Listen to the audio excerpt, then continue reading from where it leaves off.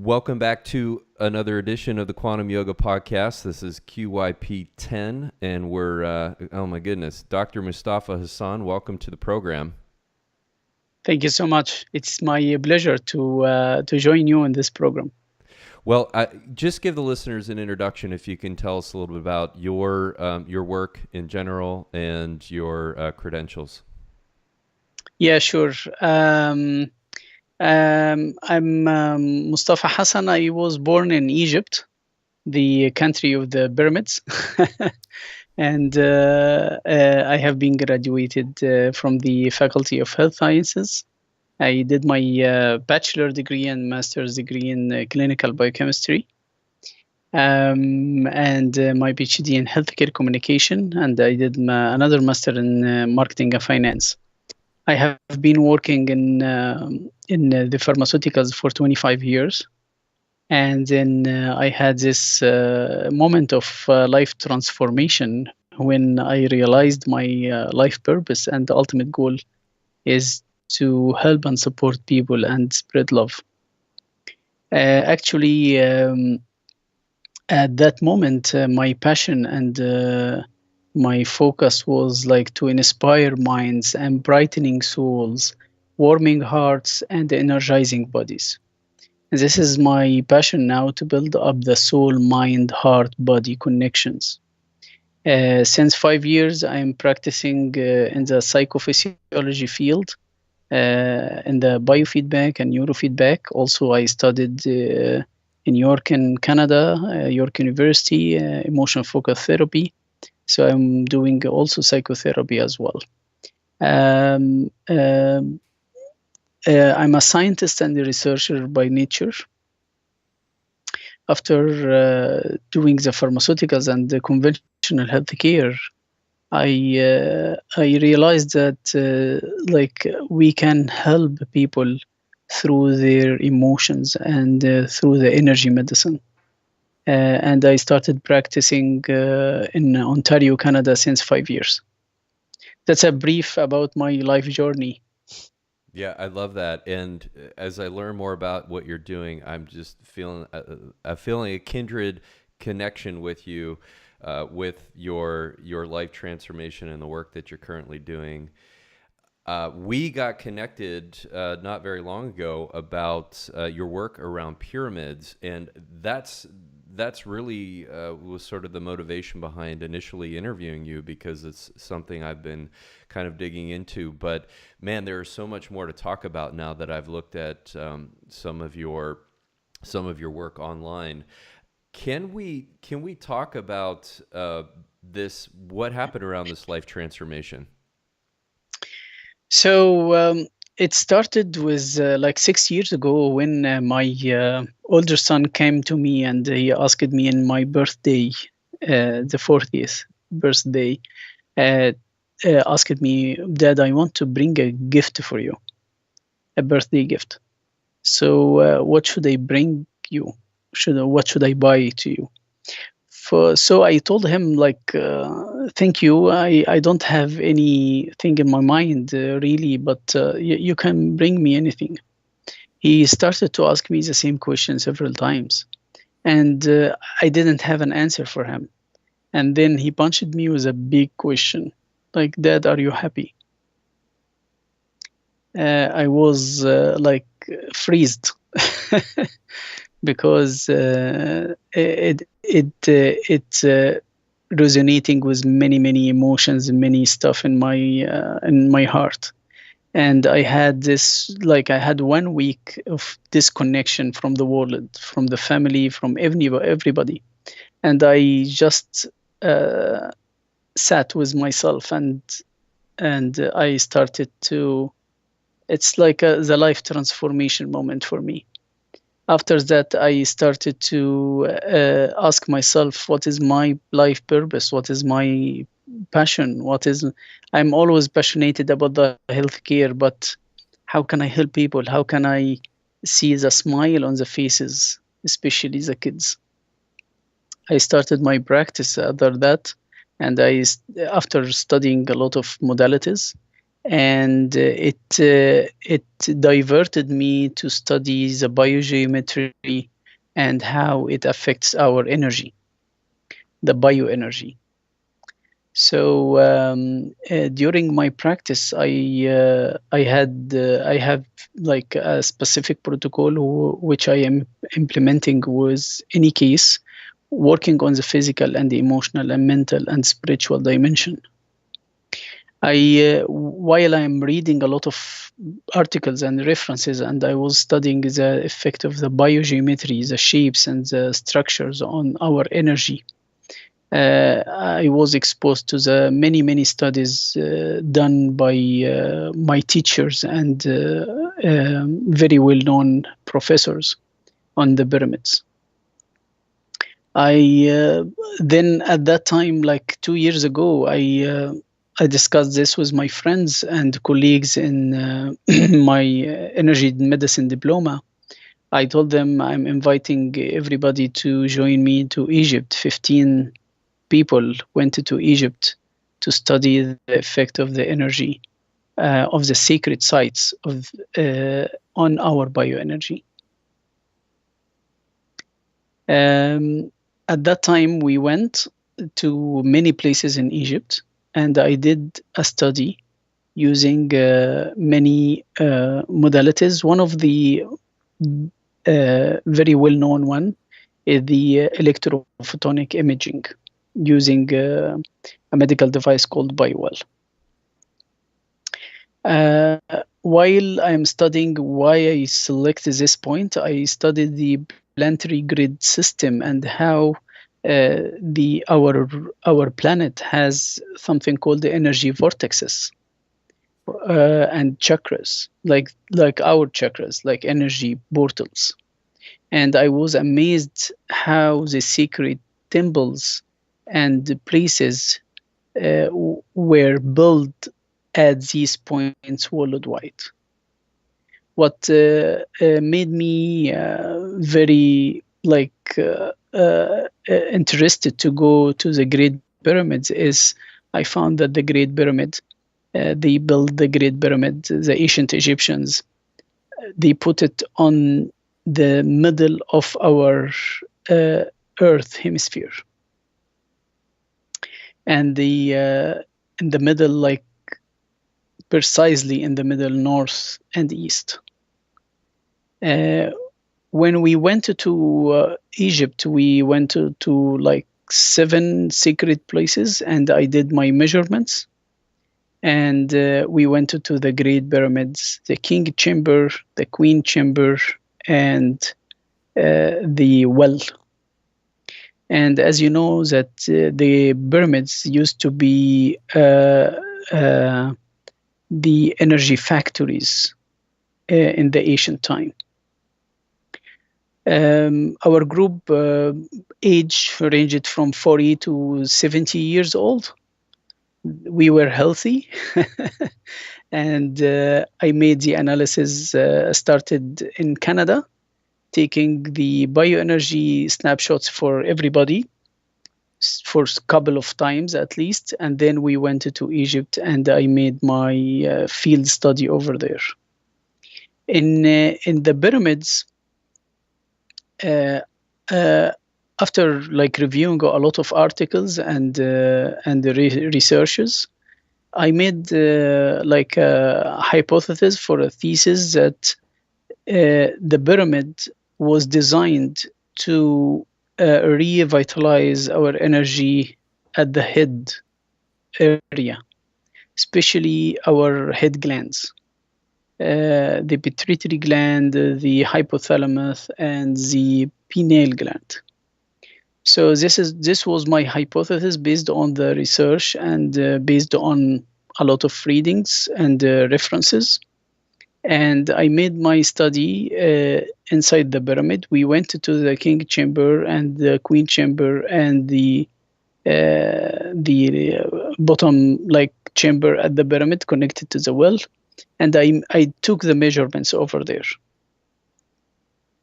which we were amazed with the energy how it was jumped at least 50 to 70% in all of the group members in the head area. And I found also that it is affected, the energy went up in the every single gland compared to the other glands on our body, and especially at the head area. Wow. And were you in any particular? I just have a million questions from that short bit that you just said. So I'm going to Yeah, kind of throw a couple things out, just take them in the order that you see fit. Is EPI was the only way that you were measuring the bioenergy or the using the BioWell? Also, I definitely talk more about these energy vortex locations and how you measured that. And when you did these measurements inside of the pyramid, were you any specific location of the pyramid? Does that matter? If you can speak to any of that. sure. Regarding the first one, the BioWell using the GDV or galvanic gas discharge and electrophotonic imaging is the most advanced and the most precise medical device worldwide now. This is the most precise one in terms of the interpretation as well. So that's why we selected the EPI modality or like technology to do our work. Regarding the second one, we selected 3 spots inside the pyramid. The pyramid, if you look to the Great Pyramid, you can see that there is 3 major chambers. And each chamber is resonating with one of our glands in the brain. If we put our brain or head inside the pyramid, you will see that the same location of the hypothalamus and pituitary gland and pineal gland at the same position like the pyramid chambers. Wow. Yes. So that's why my hypothesis was okay. Of course, like my hypothesis came from the research is done by many professors and published papers as a theory. I just wanted to see and validate the hypothesis if it is okay. Now they are claiming that these are at the same position. And my hypothesis, okay, if they are in the same position, these guys in the ancient Egyptians, they didn't make it like that by luck. They made it with an intention to affect the energy of our head. And what are the 3 chambers that were corresponding to each gland? So if you go to the king chamber, it's resonating with our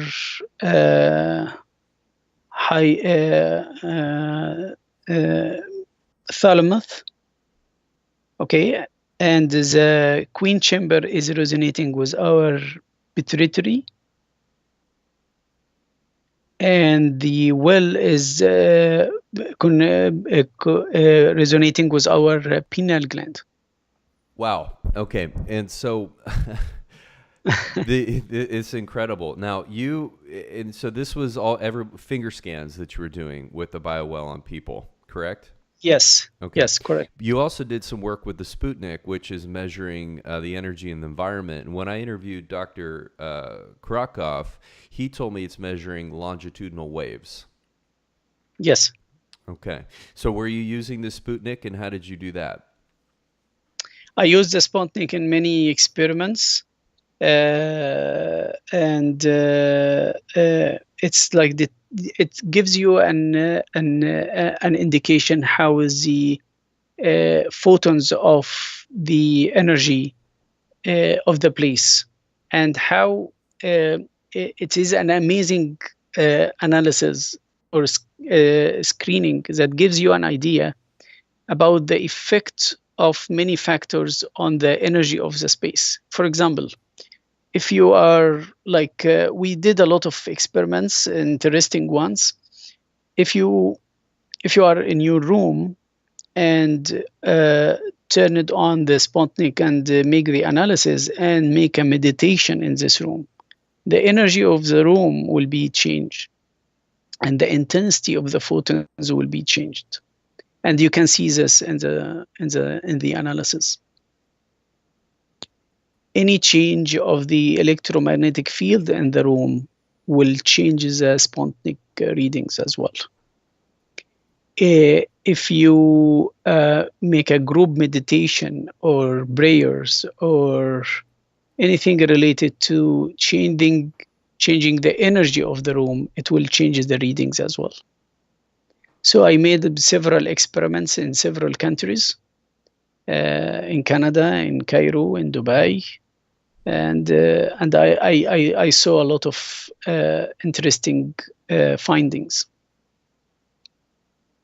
Now, does this relate to these Earth energy centers that you were mentioning earlier in the conversation? Of course, because we have something called the planetary grid. It's ley lines found in our Earth, and when they are overlapping or making an intersection, at these areas, there is a lot of energy, natural energy coming from our Earth. So I found at specific spots, there is very high energy and intensity. And in other normal locations, it's totally different than the previous one. I went to Mount Shasta in California, one of the amazing spots that has a lot of energy, and the Great Pyramids area as well, in Giza in Cairo. In Canada, at Niagara Falls, and at the borders between Canada and the US. So these are the major spots that I found that there is interesting findings of the energy over there. Mm. And what parameters are you seeing change? Because I also have a Sputnik. A little technical talk here for listeners who you might want to just pause your brain if you're not into the technical stuff. But so what are some of the parameters that you're seeing change in the Sputnik? You have the energy. You have three major parameters: intensity, area, and energy.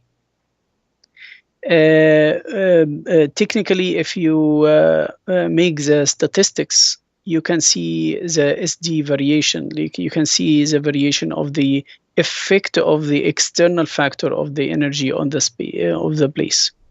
When you compare the energy levels of the vortexes and chakras, of course, of our Earth, with other places, you can see the difference in the energy, intensity, and the intensity.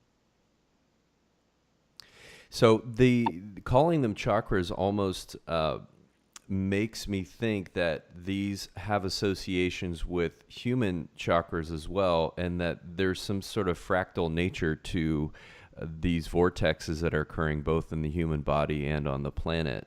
Any thoughts about that? Yeah, that's a very interesting question, because I launched something called heart healing retreats and mind healing retreats. It's one of our activities to bring people to these vortexes and vortices and ley line locations. Yes, you are right. These energy coming from these energy portals or chakras worldwide they are resonating with our chakras. For example, they found that the Mount Shasta, for example, is resonating with our brow chakra. They found that the throat chakra of the world at the Great Pyramid. They found that the crown chakra of the world at the Tibet. They found the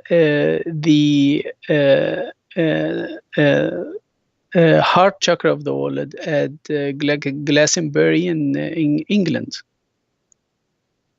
It's like they're resonating more with these chakras. If you go at these spots and make screening or readings of your chakras, you will find that the most stable one, and in terms of the alignment and the activity, is about the chakra location that you are in. Now, I wanted to ask you about the architecture of the pyramid itself, because I've become aware of some research that was done in Russia a few years ago on creating 72-degree slope pyramids in different areas of the country and the types of measurements that they were doing with that. But the Giza pyramid complex is not. It's 51 degrees? 51 degrees, and I will give you some interesting findings. The early findings found that the pyramid was built at 30 degrees north and 30 degrees east, in the middle of our Earth's land mass, and considered the navel of the world. Okay, the latest findings, they found that it is not 30 degree north, it is 29.9792458 north, which is the speed of the light per second. This is the speed of the light per second, 299792458 milli per second. And interestingly, the Great Pyramid is a scale model of one of the hemisphere of our Earth at the ratio of 1 to 43,200. The more interesting stuff that this ratio is representing half second. It is the Great Pyramid is 1 to 43,200 scale model of the northern hemisphere of our Earth, and representing the same ratio of the time per day. So this is the ratio of the time in a day, 1 second in a day. And the Great Pyramid has 8 faces, not 4 faces as people like know. They have 8 faces, and there is like in each face, big one, there is a line in the middle dividing this big face into 2. So the Great Pyramid has 8 faces. Do you think that changing the slope angle would have have you heard of this research around the 72-degree pyramids? Yes. Okay, and what are your thoughts about that particular geometric configuration? You know, if you put any food inside the pyramid, the Great Pyramid, or any structure has the same dimensions or has the same ratio of the dimensions, this food or any human or any living being will be revitalized, and the food will never expire. So if we have the scale, the right scale, I believe it has a lot of energy empowerment in our energy, on our bioenergy. I am looking at now building a pyramid to sleep under, and Wow, okay. interesting. Can you? Yeah. So, what do you think about this? This is something that has been recommended to me from a few different people. The first time I heard it, I thought that was well, I didn't think twice about it. And now I'm looking at materials to build from, and I wonder if you have any thoughts on that or research on that. What that would do for sleep. So if you so the height of the Great Pyramid is like 146.5 meters, like 481 feet. Okay. And each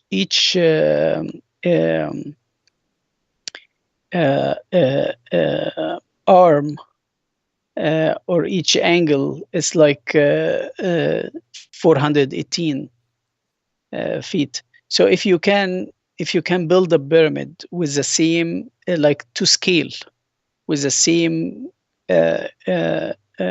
dimensions like the Great Pyramid, it will be very beneficial for you.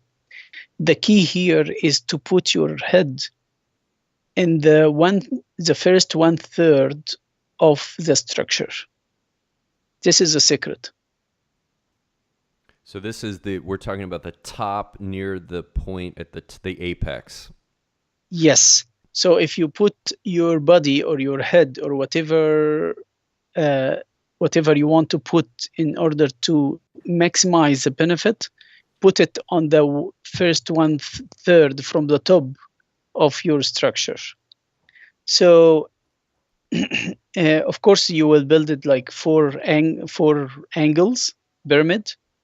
The Great Pyramid have 755.5 feet regarding the base dimensions, and the height is 480.6 feet, as I said. So if you take it to scale and put yourself in the third of the pyramid, you will and you can connect, of course, with a bio well, so you will see an amazing findings. Yeah, I'm looking forward to this. Now, yeah. But you don't necessarily need to be in this top third in order to receive some benefit, correct? That's just the optimal placement. This is the optimal position to maximize the energy. Second, and this is the location of the king's chamber, by the way, which resonates the hypothalamus. Yes, with the pituitary, hypothalamus, and pineal gland as well. So all three of these chambers are up there. The king chamber is resonating with the pituitary gland, as I said. Yeah, but this particular position will resonate with all of your head glands. I believe the first top like 1/3. It will be more of a stimulation. And I believe at the base will be the relaxing and meditating like position or location. I gotcha. Okay. Yeah. And so let's see here. Do you think that materials would matter in building a pyramid? Yes. The best one will be any inert metals. Like the best, of course, will be platinum, gold, silver, and we can go for copper. So these are the best materials that I read about it. And it is giving you the best resonance as well. Okay. Do you think If you can't find it, you can make it like copper coated or something like that. And of course, it should be straight lines, and the connections should be metal as well. So we can't go for a plastic pyramid, you know. And I forgot to tell you that the position of the pyramid, each face should face the north, east, west, and south. So you can't put the pyramid in any position. You need to put the face, each face to the direction of the north and south and east and west. Okay. And in the middle of the pyramid, because of the flow of the ether into, like, the energy flow in the pyramid, the 1/3 height will be the focal point of interacting of all of the vortexes. Did you ever hear back on any information regarding the Burning Man pyramid that you were a part of? Maybe you can introduce the listeners to that project. As like a dear friend, Mr. Malcolm, we have been in touch recently, like a month ago. And interestingly, I was introduced to him through another friend in Russia and another friend in Dubai. So he gave me a call, and we have been in connection during the past period. And he told me about the amazing structures, and that they were planning to make it in Nevada. Unfortunately, I had an injury in my back. I didn't have the chance to join them, and I was like eager to be in touch with Malcolm to tell me about the feedback after the group of meditations they made it inside the pyramid. He told me also that hundreds of people came, and thousands of people over like a couple of days, 4 or 5 days, and it was an amazing event. Next year we are planning to make an extensive study about the effect of the energy of the pyramid, the structural one in Nevada, on our bioenergy, and I am going to compare it with the energy we had profiles we did it in the real Great Pyramid in Giza. So I'm going to study the effect of the biogeometry of the Burning Man and the Great Pyramids. Mm-hmm. That's amazing. Yeah. And I'm going also to do some studies using the Sputnik inside, outside the pyramid structure as well. Let's circle to your work in psychophysiology. I love this term. I'm glad there is science into this realm, because for so long these two worlds have been separated. And how do you measure what is going on in terms of psychophysiology? Psychophysiology is a branch of physiology, and it is concerned with the relationship between our mental and emotional, which is a psych, and the physical, which is a physiological processes. It's a science, a new science, that interaction between studying the interaction between our mind, our emotions, and our body. And if we have any psychophysiological disorders, it's characteristics by physical symptoms, and it is induced by emotional factors. So by meta-analysis in the medical field, 65% of our physical disease is coming from emotional stress, traumas, and lifestyle pressure, and then anxiety and fears. All of these stuff coming to our brain, making mental thoughts and making emotions. Emotions means energy moving. And they found there is a lot of extensive studies. They found that there is a correlation between the fears and physical discomfort at our stomach area, for example. And there's a lot of studies. They found the correlation between physical diseases and specific emotions.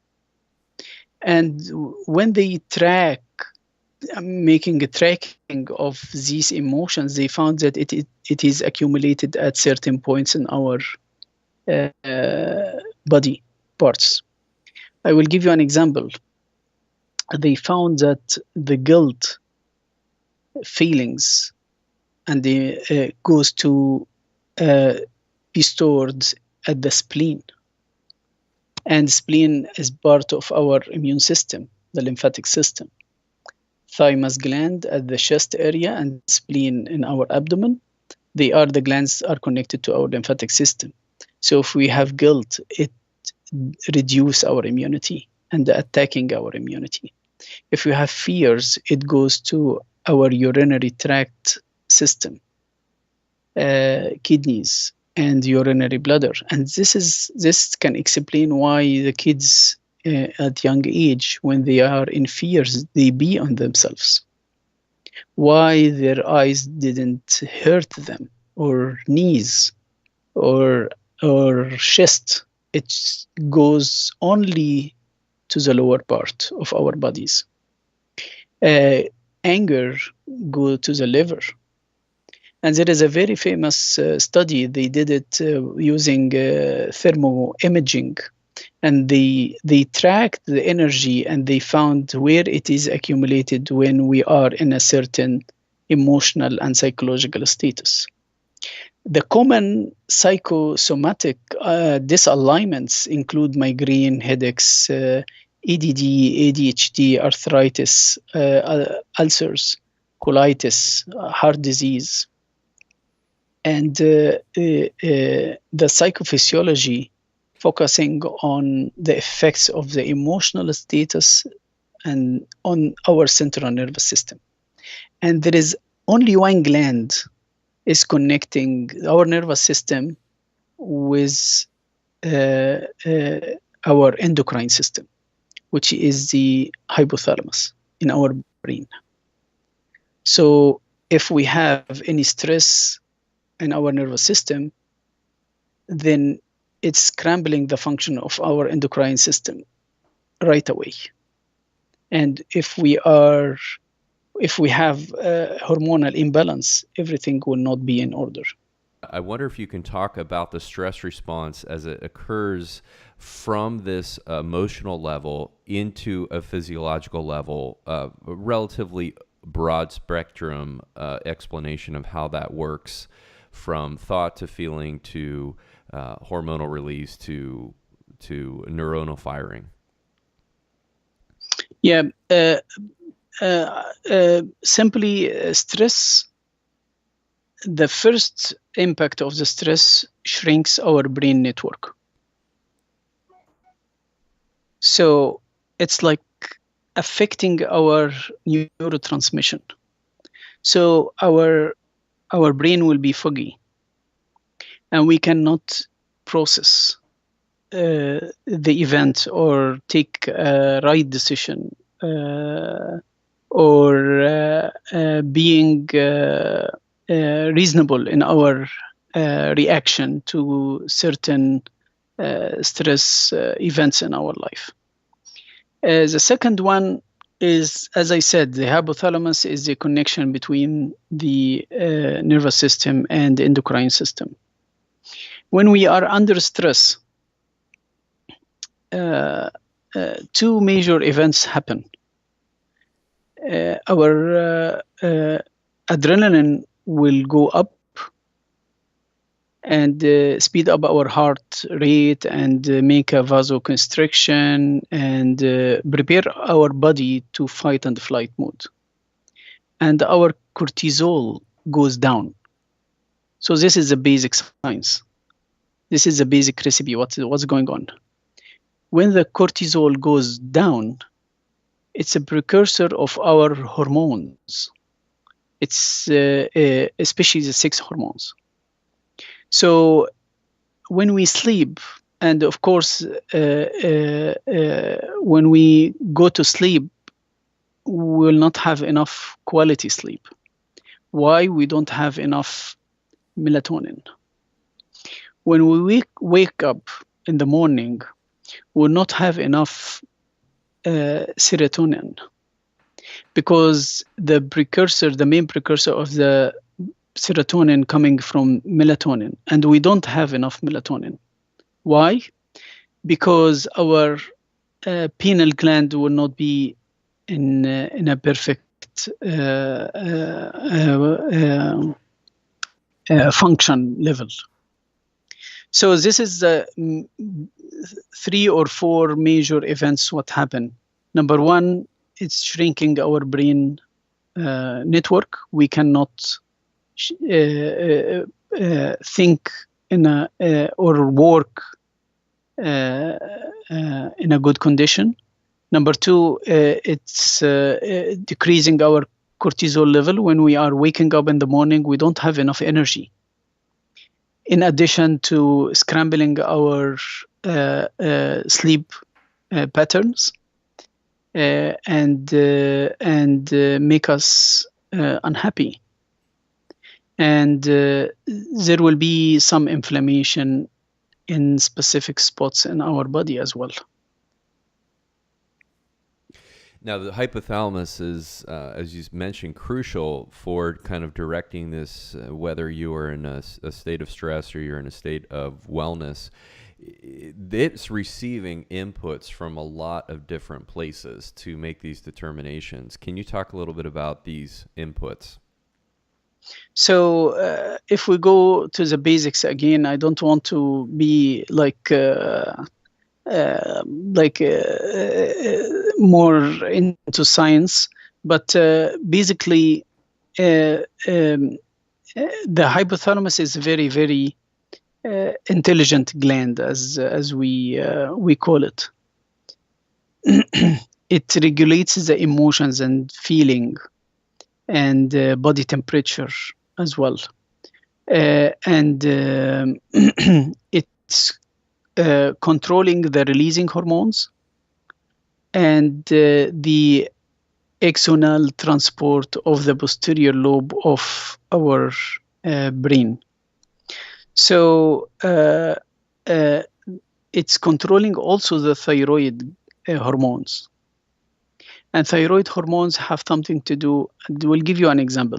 If we have a case of emotional eating,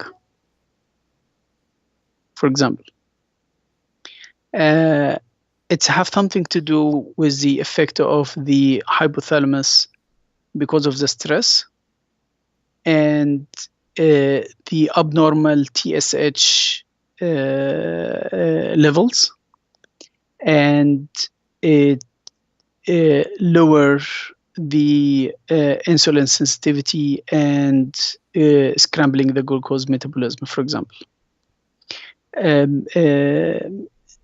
There is like anterior and posterior hormones coming from the pituitary, and the hypothalamus is controlling that.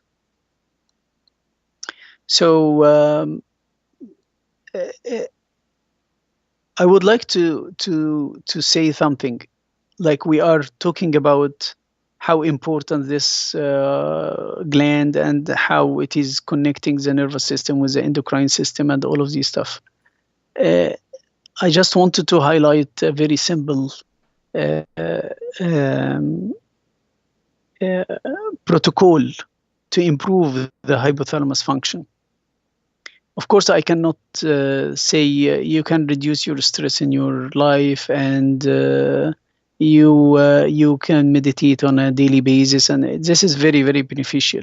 But if you can take chromium supplements and use the essential oils like frankincense and lavender, it will directly go to the brain, to the hypothalamus, and calm you down and regulate its functions as well. Boom. That is what I'm talking about, Dr. Moustafa. The nuggets of health. Yeah. Okay, so what I've been wanting to get some clarification on here is just sort of in general, the relationship between, say, a sympathetic nervous response and the activation of the HPA axis. Okay, and so we can talk about science here because we got a lot of science-oriented minds listening in. Okay, so the hypothalamus is releasing the CRH, the hormone, which is directly goes to the anterior lobe of the pituitary gland, which is releasing the ACTH hormone as well, which goes to the adrenal cortex, controlling the adrenaline and cortisol level. So it's simply, if we have stress, it goes to our hypothalamus, then the pituitary, then it releases the ACTH to the adrenal cortex, and adrenaline will be released, and then fight and flight mode. So what you're saying is we don't get a sympathetic nervous system response until we get an activation of the adrenals. Yes. That is actually the adrenal, the stress hormones that create a sympathetic nervous response. Yes. And a lot of studies, they found that there is a connection between the thyroid and the adrenals. And the key here, and you can find it in many ladies, here is a very, very clear example of the psychophysiology application. Most of the hypothyroidism found in the females, because through my practice, so I found what I found that they are not able to express their feelings, they are not venting out. Then the energy is accumulated at their throat chakra, and this energy is like 100 volts. Instead, I just need 10 volts. But what happened because of the emotions, which is the energy moving, is accumulated at that area. By time is like affecting these cells. And they found there is a very famous study. They found that the healthy cells should be 70 to 100 millivolts. They found that the chronic illness for any organ, these cells, they found it at 60 to 40 to 60 millivolts. And they found that the cancer cells are 20 millivolts. What happened is when the energy is moving through our body and we have a lot of emotions and we are not venting out, it accumulates at your throat chakra.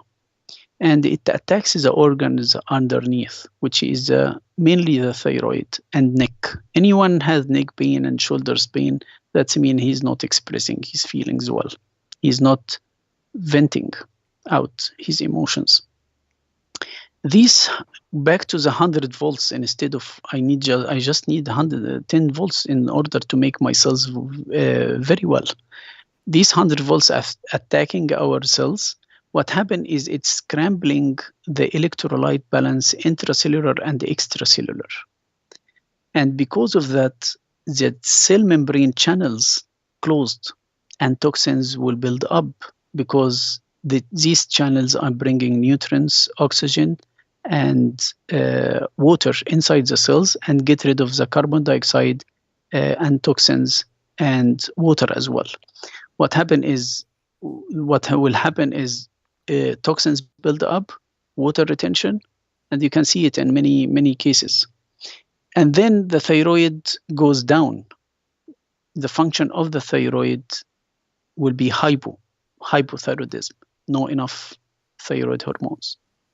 So the psychophysiology is through our devices and through our analysis, we can put our hands on the roots of the disease, and we can see like 5 to 10% dysfunction in each organ as an indication for upcoming chronic illness, and we can prevent it.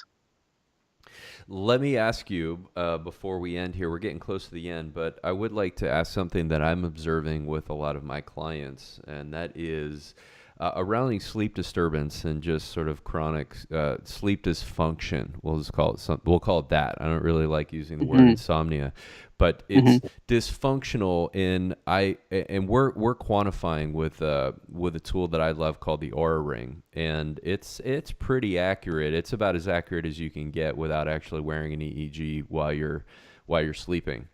And so what I see is one, we're not seeing a lot of tracking through sleep architecture correctly. So light to delta, light to deep to REM, light to deep to REM. We're not seeing that. And we're also seeing a very low amount of deep delta wave sleep. People will be asleep for enough time, but they won't track through the stages correctly, and they won't go deep. And I wonder if you can comment on that and what you think might be behind some of that, if you could just generally comment on that.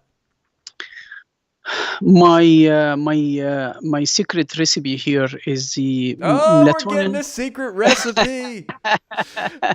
Melatonin is like the peak of the secretion of the melatonin is starting 9 p.m. until 3 a.m. in the morning. Usually we go to sleep like 10, 11, 12.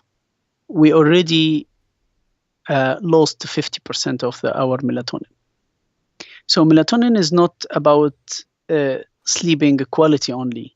It acts as one of the major antioxidants in our body. If we have a heavy meal before 2 to 3 hours before bedtime, we will not have a quality sleep. Our body will sleep, but there is no enough delta to make the healing. Healing starts at 9 p.m. Delta waves have something to do with the healing. So if we don't have enough melatonin, which will start the peak of the secretions 9 p.m. up to 3 a.m. in the morning, and then the shift happen at 3 a.m. in the morning up to 9 a.m. in the morning to convert the melatonin into serotonin.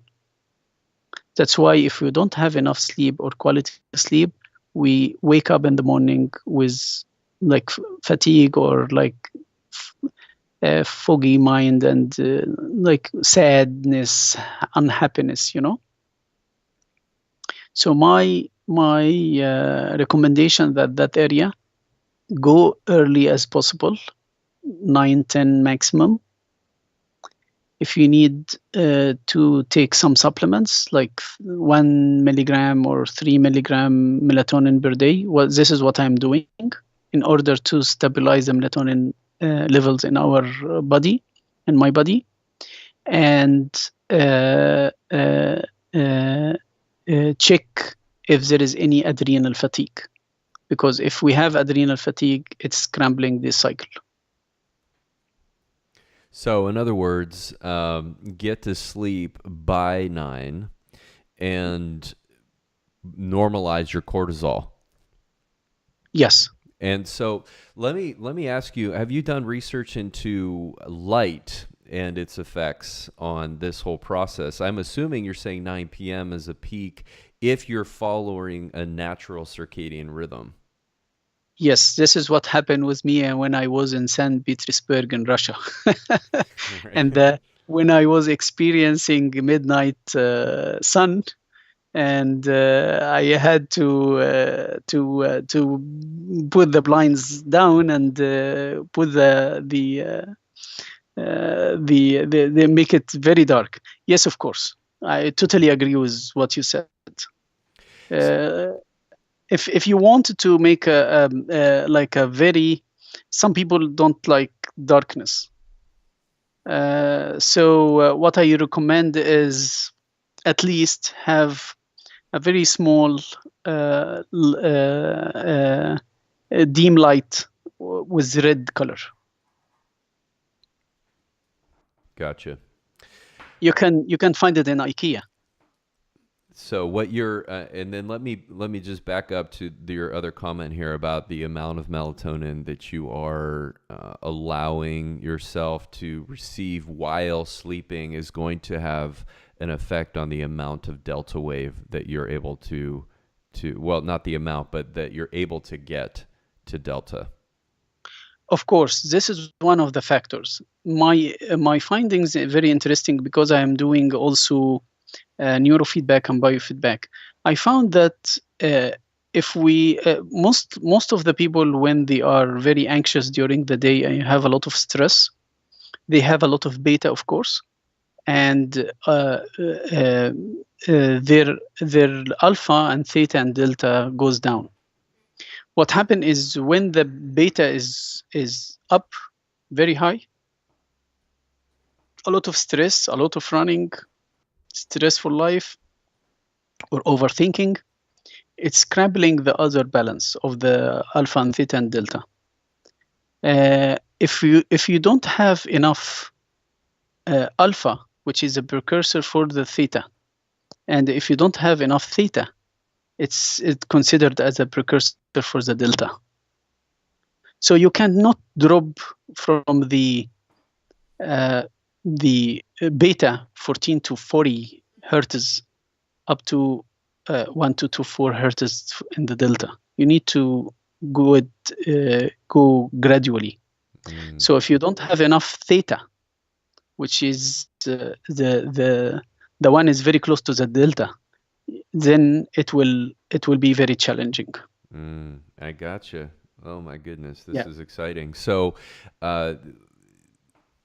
if someone is stuck in high beta or primarily moving through their day, and their experience of the day is in the brainwave state of high beta, we will also see some type of adrenal dysfunction, some type of elevated cortisol and or adrenaline going on the level of the endocrine system. But in the brain, we'll be seeing high beta.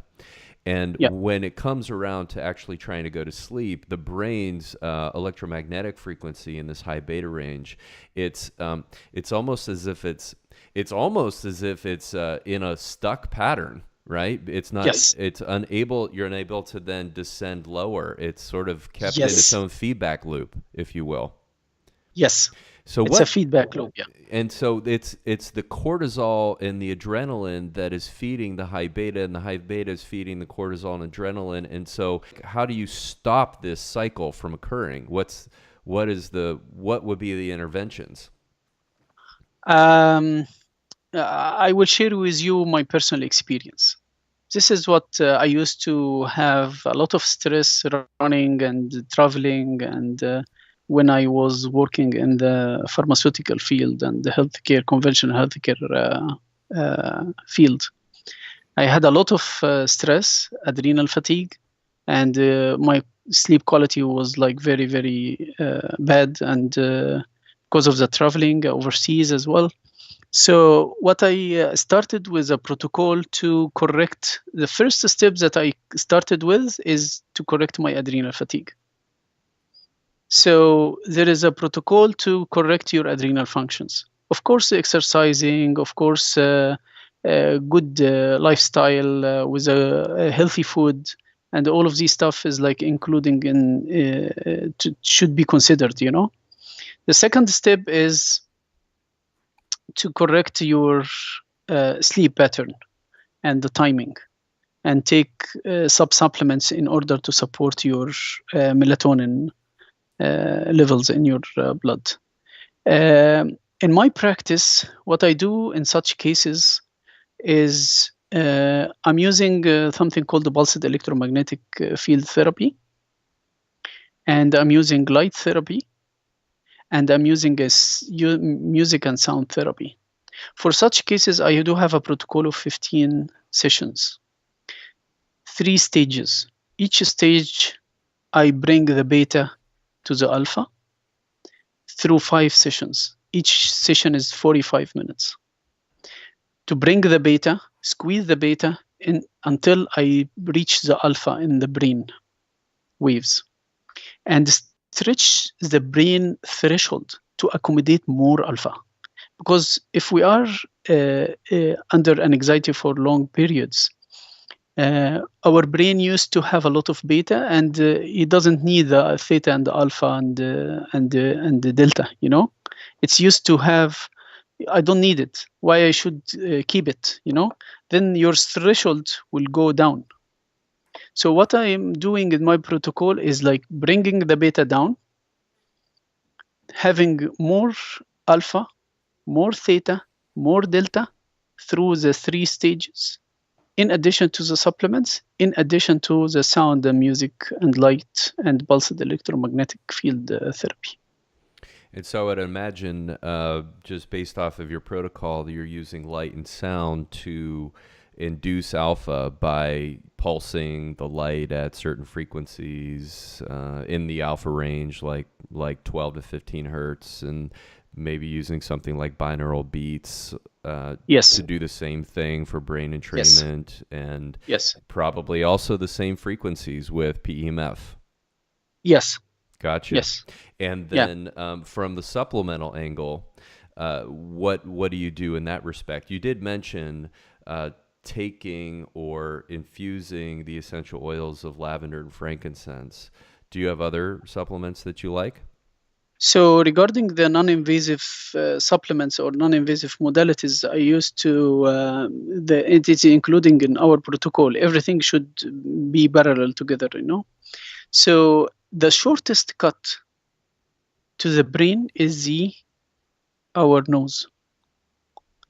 So if you, and the gates of our nervous system to calm ourselves down is using the 5 senses. If you have a lot of stimulation, like noise stimulation or light stimulation or smell stimulation, then your nervous system will be alert 24 hours, 7 days a week. So you need to recognize what's like stimulating you. Number 1, to get rid of it. Number 2, you need to calm down the nervous system through the 5 senses. Our olfactory system for the smelling is right connected with our brain. So using the essential oil is very, very important. This is the first step I use it. I use frankincense.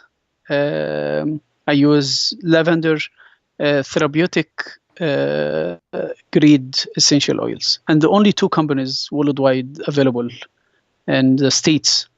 They are producing therapeutic grade. You can smell it. You can even take it orally. You know. You need to avoid all of the stimulants. So the light in your room, the noise. That's why I'm using specific noise cancelling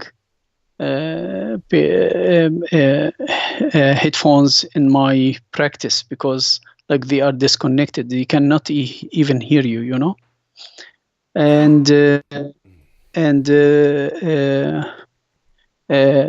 other than the pulsed electromagnetic field therapy, this is very important in order to recharge our body cells. So if your cells are hungry, this is a stimulation. If they don't have enough oxygen, if someone has anemia, he will not sleep well, because his cells will call for more oxygen. Okay, and his systems will try to accommodate this request, you know. Yes. So while he's sleeping, his systems are not in the resting mode. They are working to accommodate the needs of his cells. So check again for coming back to the protocol. I use also the light therapy and I put the light therapy on the throat chakra because it's connected to the adrenals. And most of the challenging cases regarding the stress and sleep disorders, because again, as I said, the endocrine system and the connection between the endocrine and the adrenals. My final word in this area is try to find, while we are running in our life, trying to accommodate the life demands, our family expectations, supporting our kids, our boss in the work. Try to find some time for yourself. Put yourself as one of your priorities. As long as you are allocating time and efforts and money to all of these people or dependents, you need also to allocate some time for yourself and some money for yourself, some efforts to yourself as well. And try to put your hands on your life passion and go with the flow. And that's it.